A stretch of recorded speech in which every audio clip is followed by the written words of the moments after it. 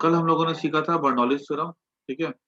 Bernoulli's theorem में तुम लोग को मैंने सिखाया था कि pressure plus rho g h plus half rho v square constant था, ठीक है। इसका मैंने प्रूफ बताया था, ठीक है। यहाँ से ऐसे जाता था पाइप, ठीक है। ये लिक्विड यहाँ पे पहले था, ठीक है। बाद में लिक्विड बाहर निकल जाएगा, ठीक है, ऐसे करके। तो दो केस मैंने पढ़ाए थे, एक यहाँ, ये यहाँ से था, फिर यहाँ से यहाँ जाता था लिक्विड। पाइप सेम थी, लेकिन जो लिक्विड था ना वो यहाँ से यहाँ पे ऐसे करके ट्रेवल कर रहा था। तो मैंने बताया था कि यहाँ पे देखो प्रेशर एनर्जी से वर्क निकाला था, फिर हमने उसका काइनेटिक एनर्जी देखा, फिर हमने पोटेंशियल एनर्जी का चेंज देखा था, फिर हमने इक्वेट कर दिया था टोटल वर्क डन को to the work done by the change in the kinetic energy, ठीक है। फिर हमने उसी एक्सप्रेशन को डिराइव कर लिया, ठीक है। अभी इसका प्रूफ तो एग्जाम में आ सकता है। इससे भी इम्पोर्टेंट क्या है, इसके एप्लीकेशंस, ठीक है। देखो इसके एप्लीकेशंस क्या क्या होते हैं। एक इसका एप्लीकेशन ऐसे देखो, एक मिनट।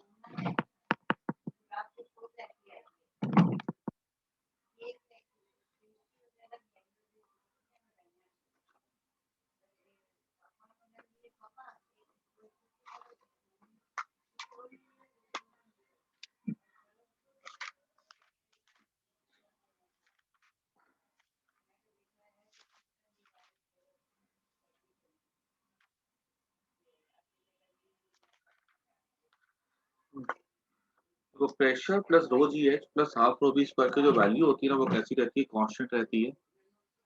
इसकी एप्लीकेशंस क्या क्या देखो जरा सा। जो विंग्स होते हैं ना एरोप्लेन के, पहले देखो उसके उसमें शेप ऑफ द विंग्स,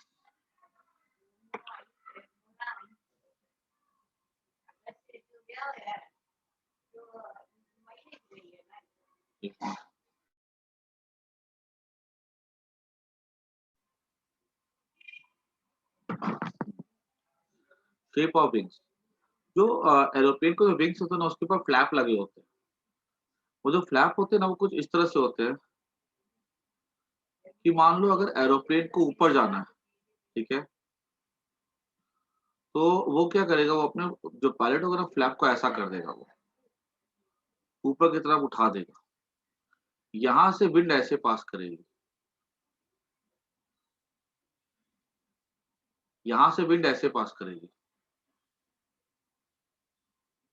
ठीक है।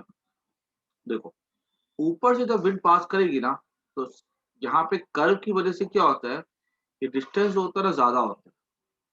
डिस्टेंस ज्यादा होने की वजह से क्या होता है, यहाँ पर स्पीड कैसी हो जाएगी, विंड की स्पीड हो जाएगी विंड की मोर, ठीक है। यही सब एप्लीकेशन है बर्नौलीज के। बर्नौलीज के बहुत सारे एप्लीकेशन, ठीक है। उसके डेरिवेशन से इंपॉर्टेंट उसके एप्लीकेशंस और उसके न्यूमेरिकल्स है। ये पूरे के पूरे एप्लीकेशंस है, ठीक है। एप्लीकेशन ऑफ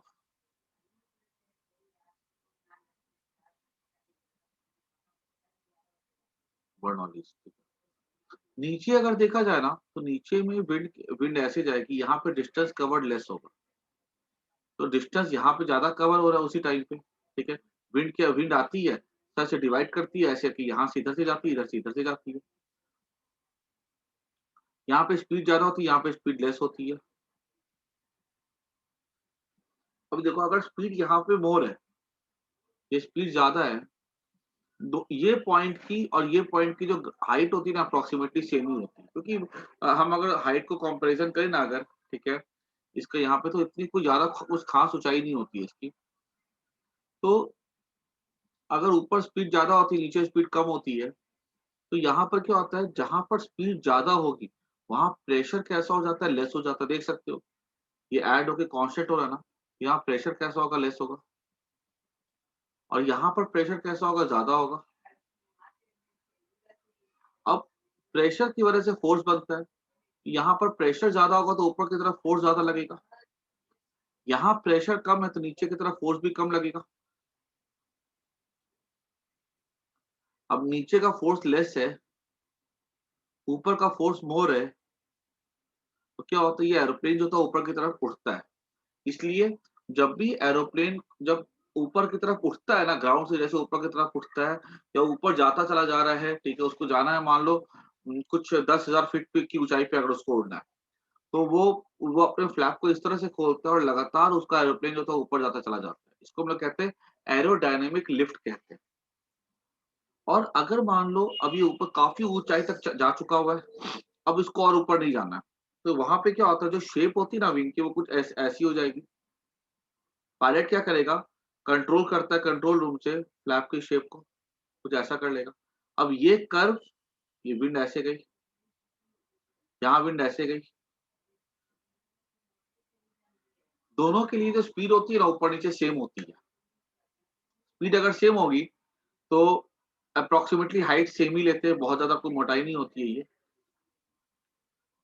यहाँ पर प्रेशर और यहाँ पर प्रेशर, स्पीड सेम तो प्रेशर ऊपर-नीचे सेम होगा और यहाँ पर प्रेशर सेम होगा तो फोर्स भी सेम होगा। ये जो विंग होता है, जो एरोप्लेन होता है और ऊपर नहीं जा पाता है। ठीक है ना? तो वहाँ पे 10,000 फीट की ऊँचाई पे गया, अब ये स्टेशनरी हो जाएगा वहाँ पे और ये वहाँ पे आराम से उड़ता रहेगा, ठीक है? अब मान लो अगर ऊँचाई पे जा चुका, अब इसको नीचे उतरना है प्लेन को, ठीक है? लैंड करना है। ये जो फ्लैप का शेप है ना, बिल्कुल से इसका अपोज़िट हो जाएगा, कुछ ऐसा हो जाएगा ये, ठीक है? अब यहाँ पे विंड ऐसे जाएगी, यहाँ से विंड ऐसे जाएगी, अब यहाँ पर क्या, यहाँ पे स्पीड ज़्यादा है, तो प्रेशर लेस है, यहाँ पर स्पीड कम है, तो प्रेशर मोर है। तो यहाँ पे फ़ोर्स ऐसा लगेगा, ठीक है? फ़ोर्स ऊपर नीचे की तरफ ज़्यादा होगा, ऊपर की तरफ लेस होगा। फ़ोर्स मोर, फ़ोर्स लेस, ठीक है? अब जिसकी वज़ह से क्या होता है, ये जो प्लेन जो होता है ना, वो नीचे की तरफ आता है और ये क्या कहते हैं, लैंड करता है नीचे की तरफ, ठीक है? तो ये शेप और ये इसको हम लोग कहते हैं एरोडायनामिक लिफ्ट,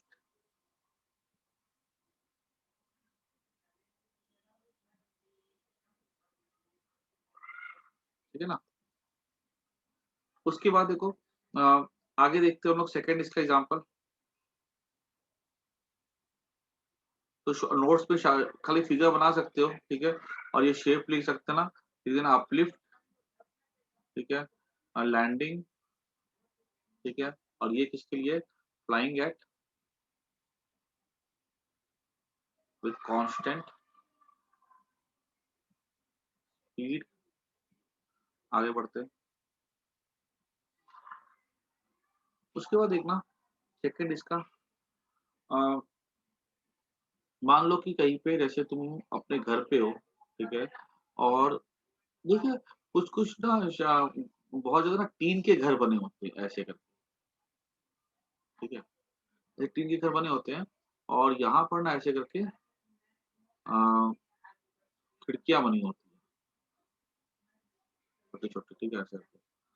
और जब आँधी आती है ना, तो ये जो टीन का जो जो पूरा छतरा होता है ना, वो उड़ जाता है। एक्चुअली उड़ता कैसे, देखो ज़रा सोचो इसको। यहाँ से जैसे विंड ब्लो करेगी ना, जैसे यहाँ से विंड ब्लो करेगी, विंड की स्पीड बहुत ज़्यादा होती है, ठीक है? ऊपर से कोई तूफ़ान आया मान लो, ठीक है? विंड की स्पीड ज़्यादा होती है, तूफ़ान ऐसे आया। खिड़की यहाँ पे ऐसे है और यहाँ पे क्या होता है, देखो ये खिड़की मान लो हमने बंद कर दी अगर, तो ये और अगर खिड़की बंद कर दोगे ना, तो छतरी की उड़ने की चांसेस और ज़्यादा हो जाती है। क्यों? अंदर का एयर स्टेशनरी है, यहाँ पे एयर की स्पीड मान लो v इक्वल टू 0 है। एयर ऑलमोस्ट रेस्ट पे रहेगी अगर अंदर खिड़की में बंद कर देते हैं हम लोग तो। या खिड़की खोल भी दोगे, तो भी स्पीड बहुत कम रहेगी यहाँ पे। ऊपर जो एयर की स्पीड होती है, स्पीड हाई होती है। अब देखो अगर ऊपर स्पीड हाई है, तो ऊपर प्रेशर कैसा होगा? प्रेशर यहाँ पे लेस होगा ना, ठीक है ना? और नीचे की अगर हम बात करते हैं, तो नीचे में वेलोसिटी कम है, तो प्रेशर कैसा होगा? हाई होगा। इस हाई प्रेशर की वजह से क्या होता है, एक अपवर्ड डायरेक्शन में फोर्स लगता है। हाई प्रेशर मतलब हाई फोर्स, अंदर की तरफ फोर्स कम है, बाहर की तरफ फोर्स ज़्यादा है। तो इसकी वजह से क्या होता है, ये छतरा जो पूरा का पूरा जो होता है ना, ऐसे करके ये ऐसे करके उड़ जाता है, ठीक है? तो सीधा था ऐसे, फोर्स की वजह से ऐसे पूरा पलट जाएगा, ठीक है? और ये उड़ जाएगा ऐसे। और इसलिए एडवाइस ये होती है ना कि खिड़की थोड़ी खोल देना, तो चांसेस थोड़ी-सी उड़ने की कम हो जाती है, ठीक है? क्योंकि तब यहाँ पे स्पीड ज़्यादा होगी तो थोड़ा प्रेशर बराबर हो जाएगा, तो बैलेंस होने की चांसेस होती है, ठीक है? उसी तरह से इस सवाल में ऐसे पूछ सकता है कि मान लो कोई तुम्हारे पास कोई कागज़ है अगर ऐसे करके, ठीक है? और तुमने उस कागज़ को क्या किया ऐसे करके प्लेटफ़ॉर्म पे रख दिया, ठीक है? ऐसे करके, ठीक है? और तुम नीचे से फूँक मार रहे हो। फूँक तुम्हारी नीचे जा रही है वेलोसिटी और ये नीचे की तरफ है, तो भी ये कागज़ उड़ कैसे जाता है? तो उसका सेम एक्सप्लेनेशन जैसे ऊपर जैसा हम लोग एक्सप्लेन कर सकते हैं ना, तो बस याद रखना इसके एक्सप्लेनेशन के लिए P plus rho g h is a constant, ये चीज़ याद रखना, ठीक है ना? आगे बढ़ते हैं, क्लियर हो गया सबको? डायग्राम इसका नोट कर लो।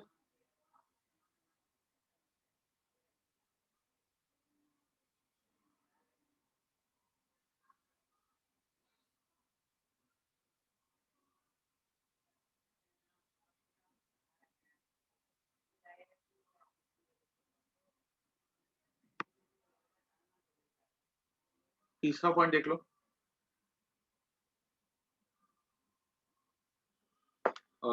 इसका होता है मैग्नस इफेक्ट।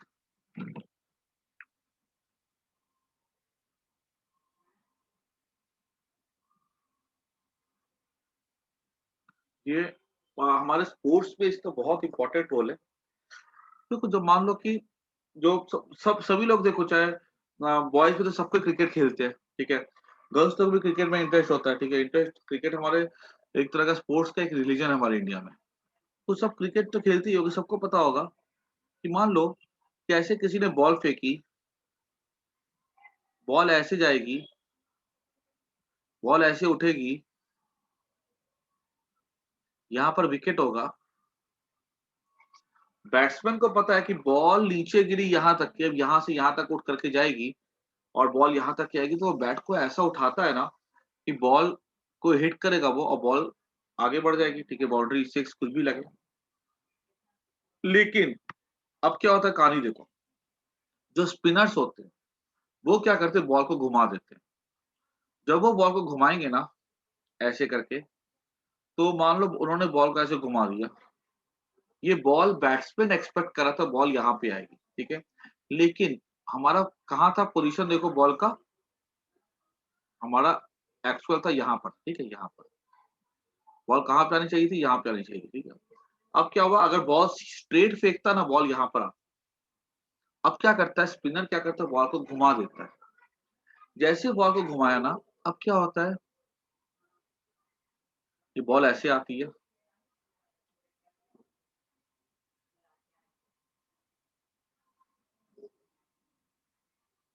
ठीक है? बॉल घूमी, बॉल के पास वेलोसिटी थी, ठीक है?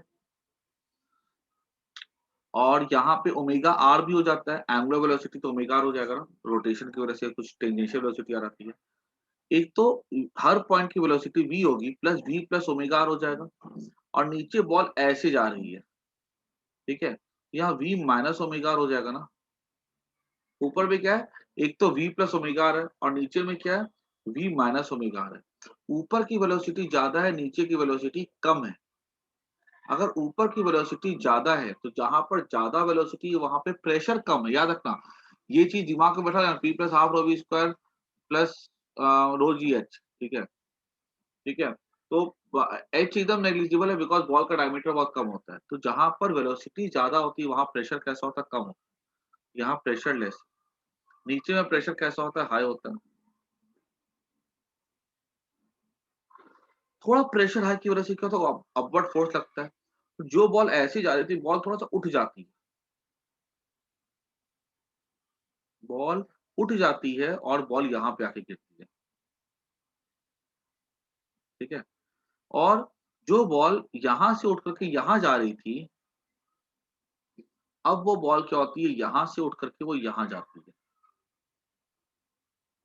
ठीक है? ये बॉल को यहाँ पे जाना चाहिए था बैट्समैन, अब ये बॉल यहाँ पे यहाँ जाती है। बैट्समैन मस्त से सोच रहा है कि बॉल आएगी और जो बॉल है वो ऊपर आएगी, लेकिन बॉल कैसी नीचे रह जाती है। अगर बॉल नीचे रह जाती है, ठीक है, तो क्या होता है, उसका बैट ऊपर रहेगा, बॉल नीचे रहेगी और वो बोल्ड हो जाएगा।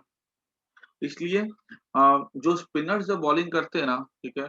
तो कोई भी बॉल करता है ना, तो पता है बैट्समैन हमेशा इस चीज़ पे ध्यान रखता है कि वो जब बॉल फेंक रहा होता है, ठीक है? तो उसकी उँगलियों का एक्शंस किस तरह से है ना, ठीक है?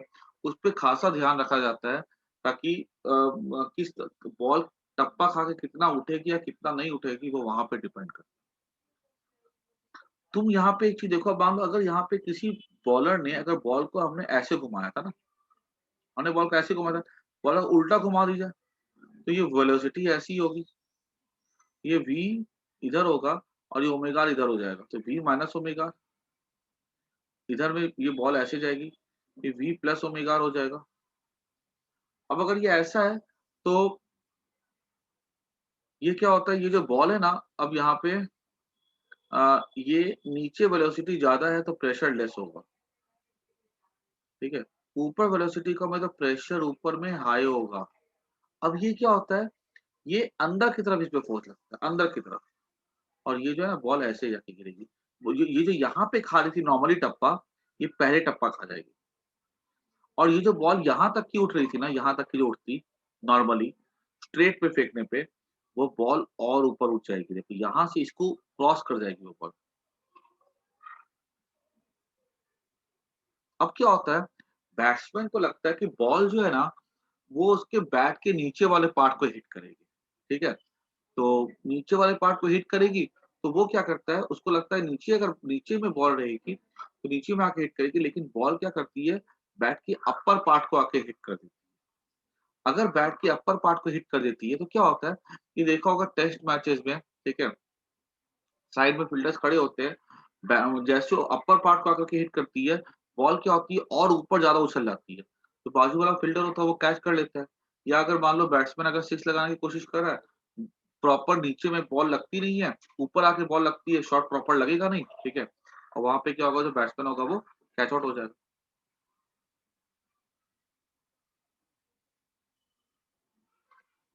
हाँ, दूर तक की ट्रैवल करेगी वो, ठीक है ना? अभी तुमको ये क्या कहते हैं, तुम एक काम करना, तुम लोग क्या करना, जब क्रिकेट खेलोगे ना, ठीक है? जब बॉल को स्पिन करोगे ना, तो तुम लोग इसको थोड़ा-सा बर्नौली थ्योरम अप्लाई करके वहाँ पे तुम लोग उसको देख लेना, ठीक है? लेकिन तुम अगर से होता ना, तुम अगर क्रिकेट क्यों खेलोगे? मान लो तुम्हारे पास अगर वो पिंग पोंग बॉल आती है ना, पिंग पोंग बॉल वो जो ₹10 की बॉल आती है, तुम उसको घुमा करके फेंक करके देखोगे ना, ठीक है? तुमको मान लो तुमने फेंका सीधे और दीवार पे जाके वो हिट करता है, ठीक है? तुम उसको घुमा कर और मान लो तुमने बॉल पे थोड़ा-सा कुछ कलर लगा दिया, ठीक है? तो बॉल जाके हिट करेगी दीवार को, थोड़ा-सा वहाँ पे कलर का पैच आ जाएगा, ठीक है? थोड़ा घर पे बस मार ना पड़े, ठीक है? ज़्यादा रंग मत लगा देना कि घर घर मम्मी तुमको मारे। तो और अगर तुमने बॉल पे फिर तुमने घुमा करके देखा बॉल फिर नीचे रखे, फिर नीचे में स्पॉट आएगा। ऐसे तो तुम घर पे करके देख भी सकते हो। This is called as Magnus effect, ठीक है? And this is important application in our sports, ठीक है? वर्नौली थ्योरम का पूरा एप्लीकेशन। अब उसके बाद देखो कि मैंने तुम लोग को इसका ये बताया भी था ना, याद करो, बीपी वाला प्रॉब्लम, ब्लड प्रेशर का मैंने क्या बताया था कि ब्लड प्रेशर कब बढ़ता है, जब हमारे आर्टरीज पे, ठीक है, हमारी आर्टरीज बहुत पतली होती है, 0.3 mm के बराबर की हमारे पास थिकनेस होती है, ठीक है? इतनी इतनी पतली हमारी, तो डायग्राम मैंने बड़ा बड़ा दिखा दिया है ताकि तुम लोग को देखने में क्लैरिटी मिले। इतनी उसकी बस डायमीटर होती है, ये जो डायमीटर मतलब यहाँ से लेके यहाँ तक। अब अगर मान लो यहाँ पे ही अगर कोलेस्ट्रॉल जम जाए इस तरह से अगर, ठीक है? ये जो कहते हैं ना हार्ट में जो ब्लॉकेज हो जाता है, ठीक है? ब्लॉकेज में एक्चुअली यही होता है, उसमें क्या होता है कि वो अंदर में ना वो पूरा पूरा जम जाता है, ये क्या कहते हैं,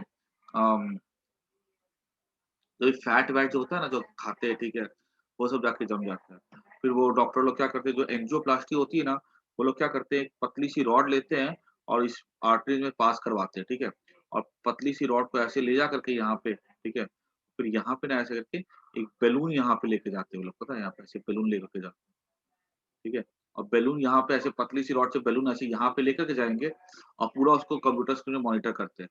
और बैलून को ना फिर यहाँ पे ले जा करके पूरा उनके कुछ ऐसा अरेंजमेंट होता है ना पीछे से कि बैलून को यहाँ पे जाके ना फुला देते हैं वो लोग, ठीक है? फुला देंगे ना, तो बैलून फूलेगा ना, तो ये पूरा पूरा जो होता है ना कचरा जो भी होता है ना, वो पूरा बलून फूल जाएगा और ये पूरा स्पेस ऑक्यूपाई कर लेगा, कचरा पूरा वहाँ से हट जाता है, ठीक है? तो एक्चुअली एंजियोप्लास्टी कहते हैं, बट हम लोग को कुछ काम का नहीं है। तो मैं क्या बता रहा था कि यहाँ से जैसे ब्लड जाएगा ना ऐसे करके, ठीक है? ये जो चीज़ होती है ना यहाँ पे, यहाँ ब्लड पास करेगा तो एरिया कम हो जाएगा। मैंने बोला था area into velocity is constant, area कम हो गया, वेलोसिटी बढ़ गई। अगर वेलोसिटी बढ़ जाएगी यहाँ पे आकर के, तो देखो pressure plus half rho v square कैसा था? कांस्टेंट, ठीक है? तो यहाँ पर क्या होता है कि यहाँ पर अगर हम ये देखेंगे ना कि एरिया कम हो जाएगा, तो वेलोसिटी जो होता है यहाँ पे क्या होता है वो बढ़ जाएगा, ठीक है? वेलोसिटी बढ़ने से क्या होता है एक्चुअली यहाँ पे जो बीपी भी जो होता है ना एक्चुअली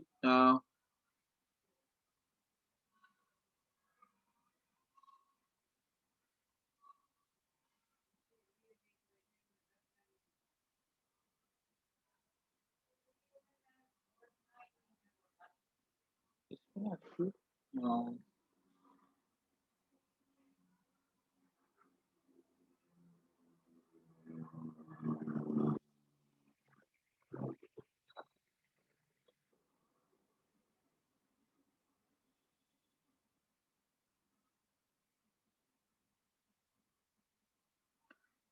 हाँ, जिसकी वजह से क्या होता है यहाँ पे, ये जो होता है ना यहाँ पे अगर यहाँ पे बीपी फिर लेस हो जाता है, ठीक है? यहाँ पे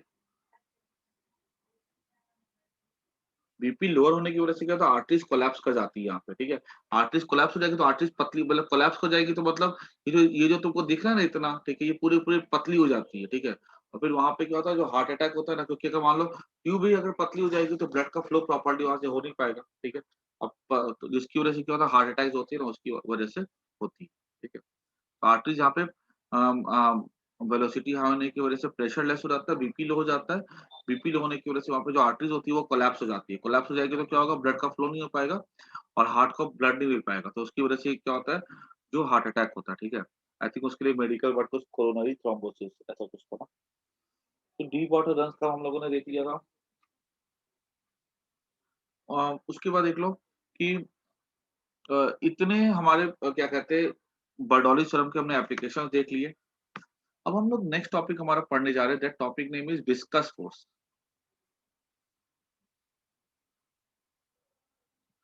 ठीक है ना?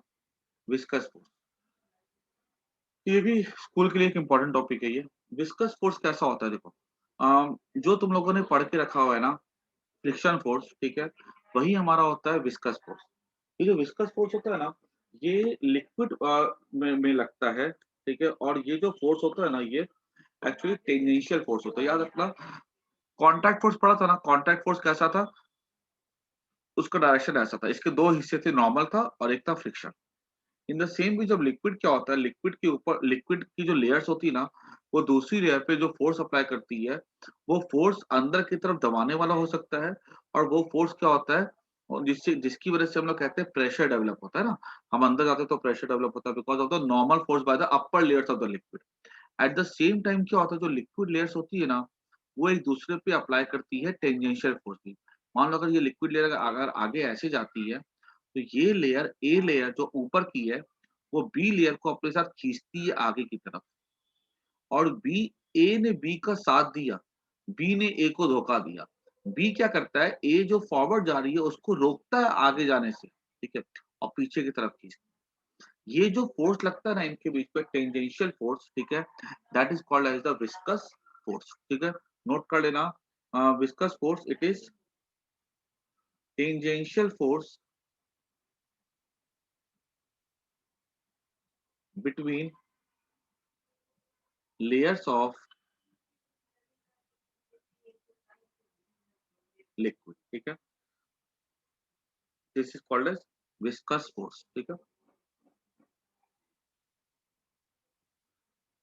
जितना डिफिकल्ट कोई लिक्विड के लिए होता है फ्लो करना उसका विस्कस फोर्स उतना ज्यादा होता है। जैसे हनी के लिए विस्कस फोर्स ज्यादा होता है, वाटर के लिए विस्कस फोर्स कम होता है। अब यहाँ पे हम एक टर्म देखते हैं वेलोसिटी ग्रेडियंट।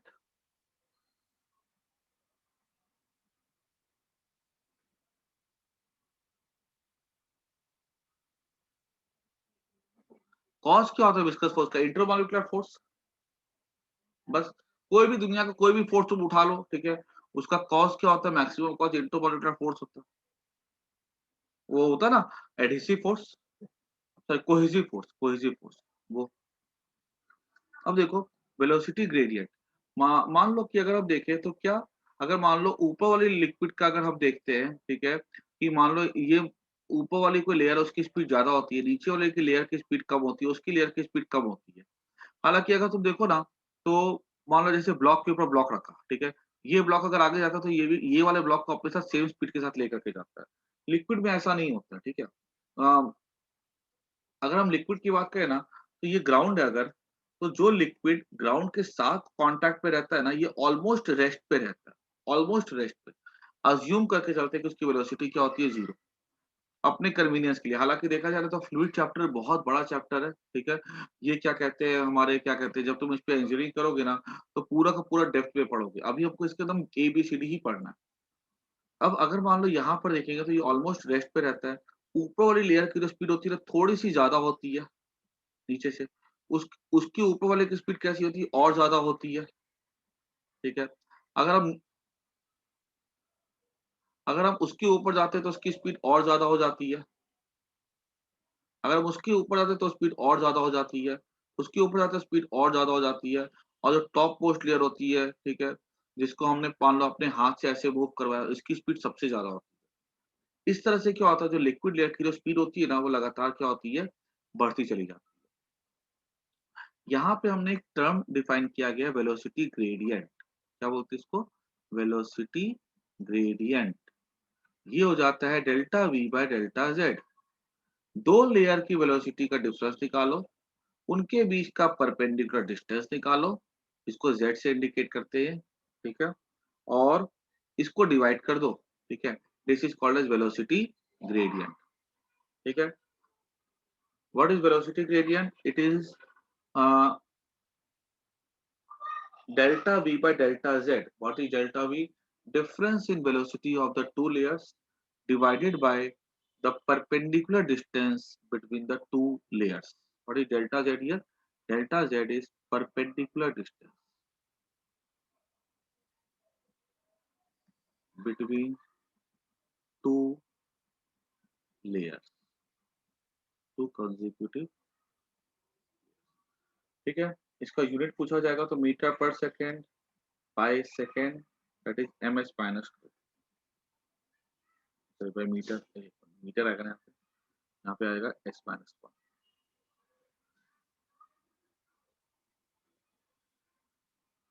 1। जिस तरह से फ्रिक्शन फोर्स की वैल्यू डिपेंड करती थी कोफिशिएंट ऑफ फ्रिक्शन पे, नॉर्मल फोर्स के ऊपर, ठीक है, हमने पढ़ा था ना फ्रिक्शन फोर्स। उसी तरह से जो विस्कस फोर्स होता है ना, ठीक है, that is the liquid friction, जिसको हम लोग कह सकते हैं ड्रैग फोर्स बोल सकते हैं, वो डिपेंड करता है एरिया के ऊपर एंड डीवी बाय डीजेड के ऊपर, ठीक है। याद रखना, थोड़ी यहाँ पे कहानी में ट्विस्ट है। जब हमने फ्रिक्शन चैप्टर पढ़ा था ना, तो पता मैंने एक क्वेश्चन पूछा भी था, और बहुत सारे बच्चों ने गलत आंसर लिखा था बताने के बावजूद, कि जो फ्रिक्शन फोर्स होता है वो एरिया पे कैसे डिपेंड करता है। याद रखना कि अगर हमने ब्लॉक को ऐसे रखा, या हमने ब्लॉक को अगर ऐसे रखा, ठीक है, जो फ्रिक्शन फोर्स होता है ना, वो कभी भी एरिया ऑफ कॉन्टैक्ट पे डिपेंड नहीं करता है। वो सिर्फ और सिर्फ डिपेंड करता था नॉर्मल फोर्स के ऊपर। लेकिन जो लिक्विड फ्रिक्शन होता है ना, वो एरिया पे डिपेंड करता है, ठीक है। जितना बड़ा एरिया होगा ना, फ्रिक्शन फोर्स कैसा लगेगा उतना ज्यादा होगा। तुम्हारे पास मान लो तुम एक छोटी बोट पे बैठे हो, ठीक है, और तुम्हारी बोट अगर बड़ी है, एरिया बड़ा है ना, यहाँ पर लिक्विड कम फ्रिक्शन अप्लाई करेगा, यहाँ पे लिक्विड ज्यादा फ्रिक्शन अप्लाई करेगा। ठीक है। तो फ्रिक्शन विस्कस फोर्स किस पे डिपेंड करता है, एरिया ऑफ कांटेक्ट पे। विस्कस फोर्स कहाँ पे लगता है, तो लिक्विड के मॉलिक्यूल्स के लेयर के बीच पे लगता है। कौन सा, टेंजेंशियल फोर्स। नॉर्मल फोर्स से क्या बनता है, प्रेशर। टेंजेंशियल फोर्स से क्या बनता है, विस्कस फोर्स। हालांकि मेरे को पहले नॉर्मल फोर्स वाला पढ़ाना चाहिए था प्रेशर का, लेकिन चूंकि वो हमारे इतना टॉपिक अभी आ नहीं रहा था, तो वो हम लोग कल से स्टार्ट कर लेंगे, कल या परसों से, ठीक है। तो टेंजेंशियल फोर्स क्या होता है, फ्रिक्शन। अच्छा, अब यहाँ पर देखो कि ये यहाँ पे जैसे वहां पे कांस्टेंट था, ठीक है, कांस्टेंट म्यू था ना, यहाँ पे हम एक कांस्टेंट लिखते हैं ईटा, ठीक है।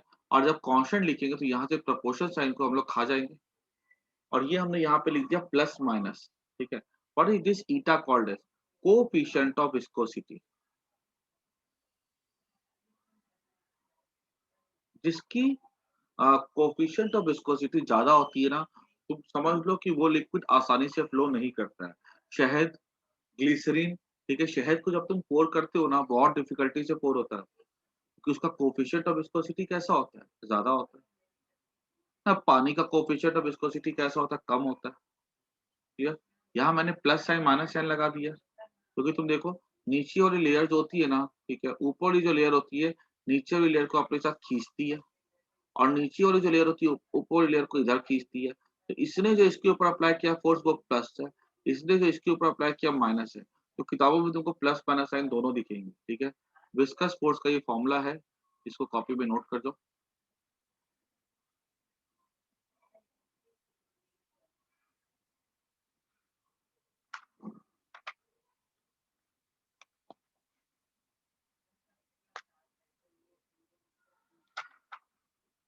ठीक है ना,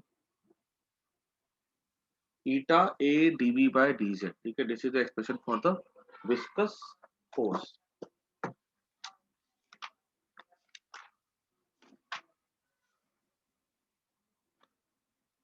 जितना मैंने पढ़ा है ना उतना अच्छे से पढ़ जाना, ठीक है। उसके बाद एक हम लोग पढ़ेंगे टॉपिक, वो टॉपिक होगा force between liquid and solid surface.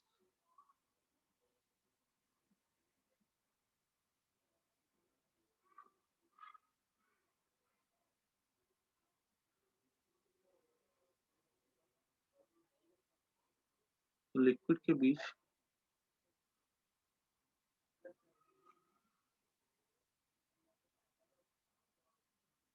उसमें भी होता है, जो है ना, जो हमने अभी जो पढ़ा वो लिक्विड लिक्विड लेयर के बीच में पढ़ा। तो तुम देखो ना वहां, अब मान लो कोई बोट का सरफेस है, तो लिक्विड का लेयर है, तो वहां पर भी तो फोर्स होगा ना, वो एडहेसिव फोर्स हो जाएगा, तो वो भी तो वहां पे रोकेगा ही ना। तो लिक्विड लिक्विड का लगता है तो वो भी विस्कस फोर्स है, अगर लिक्विड सॉलिड के बीच में लगता है तो वो भी विस्कस फोर्स है। वहां पे एडहेसिव फोर्स काम कर रहा है, यहाँ पे कोहेसिव फोर्स काम कर रहा है ना। अच्छा, उसके बाद देखो मान लो अगर कोई सॉलिड है इस तरह से, अगर देखो force between liquid and solid surface की अगर बात की जाए ना, तो ये दो तरह के होते हैं, ठीक है। यहाँ पे फोर्स है, एक when solid moves along liquid, जैसे कि ये मान लो ऐसे लिक्विड है और ये बोट है, यहाँ पे लगेगा विस्कस फोर्स। दूसरा, when solid passes through liquid, जैसे मान लो कंटेनर है, तुमने यहाँ पे ना एक बॉल को फेंका,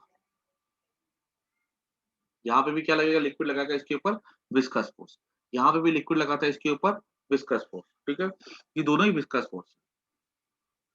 यहाँ वाला जो ये वाला जो केस होता है ना, ठीक है, फर्स्ट वाला केस जो है ना, इसका फॉर्मूला सेम जो तुमने पढ़ा ना अभी, F equals to plus minus eta A d v by d z, ठीक है, यही था इसके लिए, फर्स्ट के लिए, ठीक है। ये क्या कहलाता है? वेलोसिटी ग्रेडियंट, ठीक है। Difference in velocity of two layers by distance between the layers. जैसे कि मान लो अगर ऐसे एक लेयर्स है, ठीक है, और यहाँ पे हमारा इसकी वेलोसिटी मान लो 10 मीटर पर सेकंड है, इसकी वेलोसिटी मान लो 9 मीटर पर सेकंड है, और ये गैप मान लो अगर 10 सेंटीमीटर का है, तो ग्रेडियंट क्या हो जाएगा? 10 minus 9 that is 1 by 10 centimetre that is 0.1 metre, that is 10 second raise to minus 1, ठीक है। ये हो जाएगा इसके लिए, ठीक है। समझ में आ गई बात सबको? और इसका जो है ना फॉर्मूला, ठीक है, इसका फॉर्मूला आ जाता है स्टोक्स लॉ से। इसका इसका अलग फॉर्मूला होता है, इसका अलग फॉर्मूला होता है, ठीक है। सेकंड वाले का फॉर्मूला क्या हो जाता है? मान लो सेकंड वाले के लिए हम लोग खाली पढ़ते हैं, स्फीयर के लिए पढ़ते हैं। मैंने बोला ना ये टॉपिक बहुत वास्ट होता है, हमारे सिलेबस के 11th के सिलेबस में इसका चुटकी भर खाली दिया हुआ है। तो उसके लिए अगर फॉर्मूला देखा जाए ना, जब सॉलिड पासेस थ्रू लिक्विड, तो वो रहता है 6 पाई ईटा आर वी, ठीक है। 6 पाई कांस्टेंट होता है, ईटा कोएफिशिएंट ऑफ विस्कोसिटी होता है, आर जो होता है स्फीयर का रेडियस होता है, वी वेलोसिटी होती है। आर क्या रेडियस है, ये खाली स्फीयर के लिए, कोन सिलेंडर सबके लिए अलग अलग एक्सप्रेशन आएगा, हमें खाली और खाली स्फीयर के लिए पढ़ना है। ये आर क्या रेडियस ऑफ द स्फीयर और वी क्या इसकी वेलोसिटी। एक बार सिर्फ इसके फॉर्मूले को नोट कर जाओ, ठीक है, दिमाग में बैठाना। हम लोग इसको डिटेल में पूरा अच्छे से पढ़ेंगे, इसका डेरिवेशन कैसे होता है। सिंपल है, ऐसा कुछ खास नहीं है क्या, ठीक है।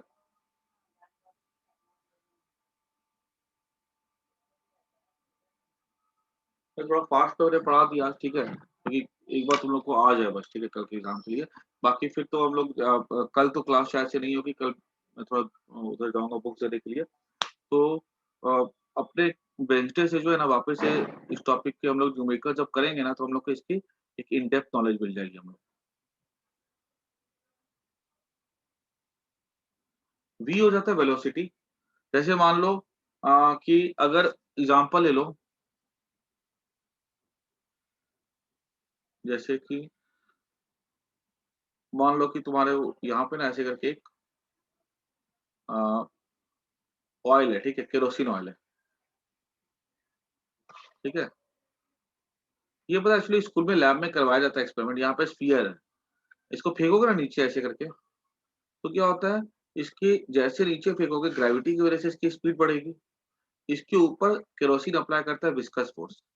ये जो फोर्स होता है ना, ये फोर्स को हम लिखते हैं ऐसा, फोर्स इक्वल्स टू, हम देखा गया कि फोर्स डिपेंड करता है रेडियस की पावर ए पे, वेलोसिटी की पावर बी पे, ठीक है, और ईटा की पावर सी पे। यहाँ पे ईटा क्या, कोफिशिएंट ऑफ विस्कोसिटी है, क्योंकि अलग अलग लिक्विड की कैरेक्टरिस्टिक होती है, ठीक है।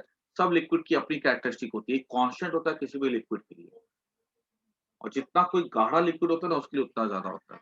तो हम यहाँ से क्या करते थे, MLT-2 करके हम यहाँ से ना, ये एल, ये LT-1, ये कोफिशिएंट ऑफ विस्कोसिटी का बताया था ना, ML-1 T-1 सी, उससे हम लोगों ने क्या किया, ए बी सी की वैल्यू निकालते हैं, ठीक है, और यहाँ पे के रखते थे, और यहाँ से जब देखेंगे ना तो फोर्स का वैल्यू आ जाएगा ईटा आर वी और 6 पाई, यहाँ पे कांस्टेंट रखते थे, ठीक है, इस तरह से रखते थे। और ये रखने के बाद हमें क्या मिलता था, विस्कस फोर्स का फॉर्मूला। किस रफ्तार से ये जा रहा ना नीचे, उतना ज्यादा इसके ऊपर लगता है विस्कस फोर्स। मैं बताऊं, जब वो गिरते हैं ना, मीटियोर्स गिरते हैं, तो वो जल के राख हो जाते हैं। क्यों जल के राख हो जाते हैं, क्योंकि उनकी वेलोसिटी बहुत ज्यादा होती है, चीर करके आते हैं, उनके ऊपर विस्कस फोर्स बहुत ज्यादा लगता है। वो एक तरह का फ्रिक्शन फोर्स हो गया, वो है ना, फ्रिक्शन फोर्स से गर्माहट पैदा होती है, तो इतने गर्म हो जाते हैं ना वो, कि वो धरती पे पहुंचने से पहले जल करके वो राख हो जाते हैं। और अर्थ के एटमॉस्फेयर का जो कोफिशिएंट ऑफ विस्कोसिटी होता है वो भी कैसा होता है, ज्यादा होता है, रेडियस भी ज्यादा होता है मीटियोर्स का, तो सब करके क्या होता है, वो जल करके राख हो जाता है, ठीक है। यहाँ पे जैसे फेंकते हैं, जो वेलोसिटी होगी वो डिसाइड करेगा कि ऊपर इसके ऊपर कितना विस्कस फोर्स लगेगा। ऐसे। आया समझ में तो बहुत अच्छी बात है, नहीं समझ में आया तो कोई दिक्कत नहीं है, ठीक है। विस्कस फोर्स खाली याद कर दो, टाइप पढ़ दो, उसके बाद बहुत है, ठीक है। नेक्स्ट क्लास में हम लोग इसको फिर से ले लेंगे।